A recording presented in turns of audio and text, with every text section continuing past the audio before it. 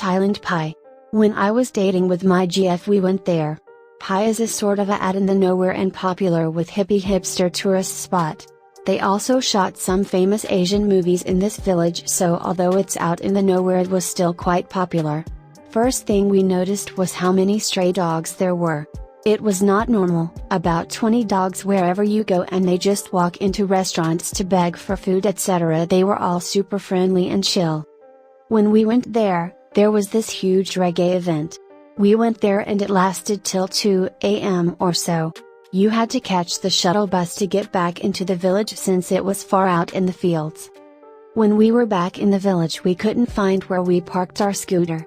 It was scary to search for your bike in the middle of the night with a load of dogs following us and just watching us.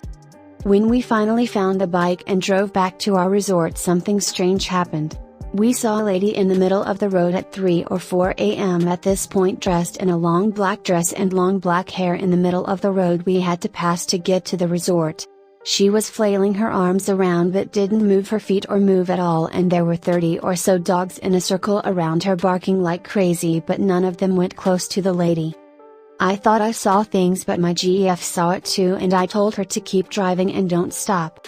The resort was nearby, so we wanted to warn them about it and maybe someone needed help. But there was nobody to be seen for some reason.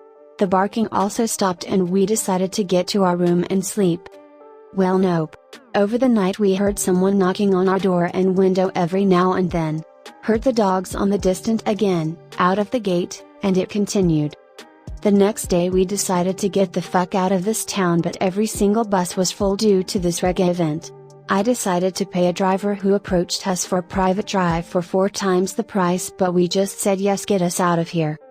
To this day we still don't know what it was about and felt so bad if it was really a lady who was just crazy and needed help but every alarm went off and I think it was a good call to keep driving. I hope